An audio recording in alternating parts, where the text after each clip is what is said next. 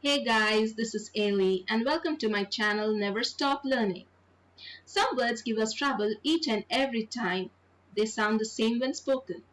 They are homophones, words with same sound but their spellings and meanings differ. This video is about the common mistakes we make while writing. We usually frame a sentence in our mother tongue and then translate it to English. This leads to incorrect sentence structure. Some writing mistakes are very common and frequent. This video details some of the most common and easily avoidable writing mistakes. By learning to recognize such errors, you can improve your writing skills and avoid writing mistakes in the future. So let's get started. Confusing words number 1, your. Your English will improve if you're careful about these rules. In this sentence, you can see there are two words that have same sound. Let's understand the rule to use them correctly. Look at the sentence. Your performance is good. Sometimes we write your in this form, but in this sentence it is incorrect. You''re is contraction of words you and are. For example, you're beautiful, you're amazing, you're funny. The correct word should be your. Your performance is good. Your is a possessive adjective and it describes a noun. It indicates that something belongs to or relates to people in general. Now here's a tip to check for the correct word.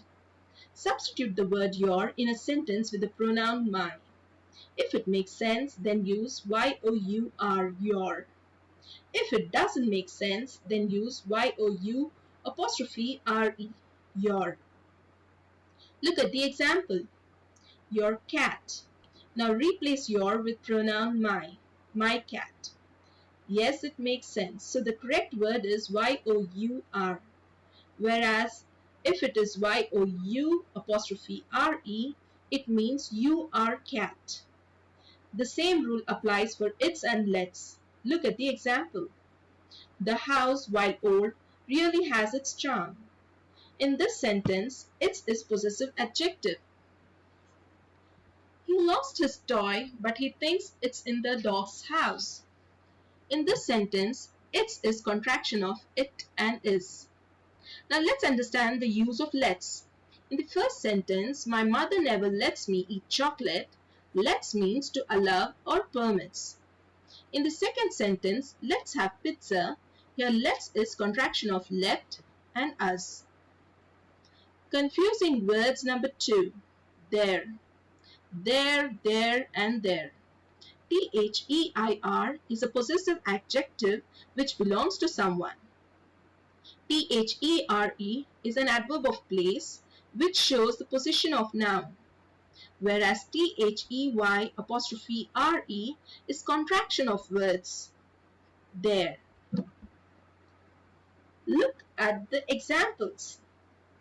Put your tent over there. Here, there refers to a place. Mark and Jen carry their canoe.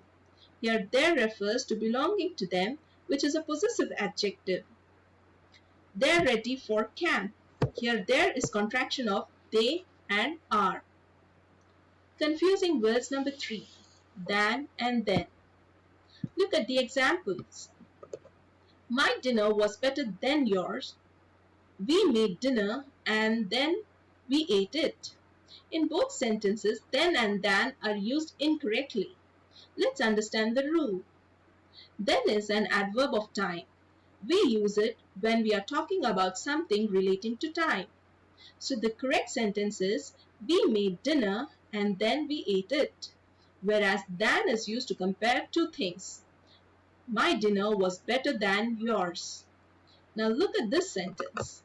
If two heads are better than one, then are men smarter than women by default? I think this sentence explains the difference between then and than. Confusing words number 4, has and have. We often get confused with these verbs. We usually use plural verb with singular noun, which is an incorrect subject-verb agreement. Let's understand the correct use of has and have.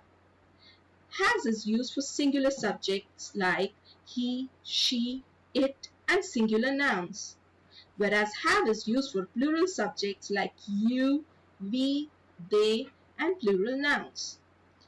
We use have with the pronoun I. Confusing words number 5. Receive. I received a receipt for my purchase.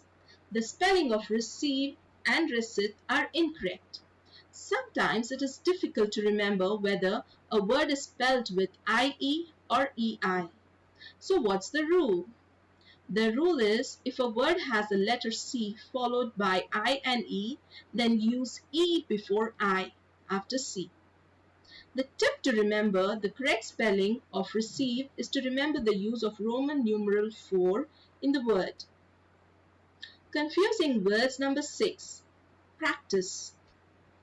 I practice 7 days a week. That's a lot of practice. I think that's too much of practice. So let's understand the rule. The word practice ending with ise is a verb, and the word ending with ice is a noun. To better understand, place the article a or the before the word practice. If it makes sense, then it is a noun. If it doesn't, then it's a verb. Look at the example.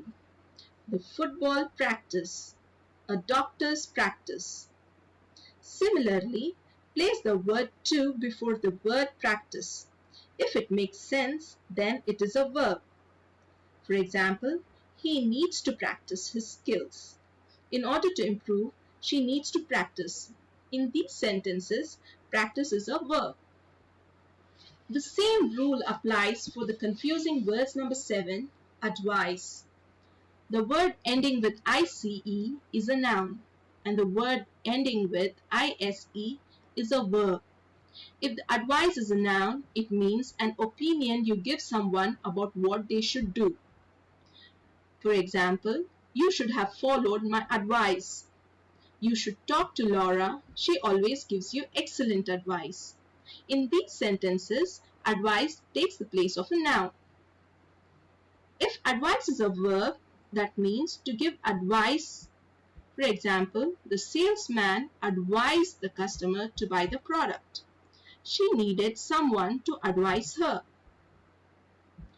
One of the most common mistakes we do while speaking and writing is the use of past form of verb with the word did. Look at the example. I did saw her last night. Did can never be followed by a past tense or past participle of a verb. It is always followed by a present tense. So the correct sentence will be, I didn't see her last night. I didn't knew that he will call is incorrect. Always use the correct syntax. I didn't go, I didn't know. Now to talk about the past, use would. For example, I didn't know that he would call. So now you can guess the correct words by filling in the blanks. And now you can check your answers. I hope this video clarifies your confusion. For more informative videos, don't forget to like, share and subscribe. Thank you for watching. Happy learning!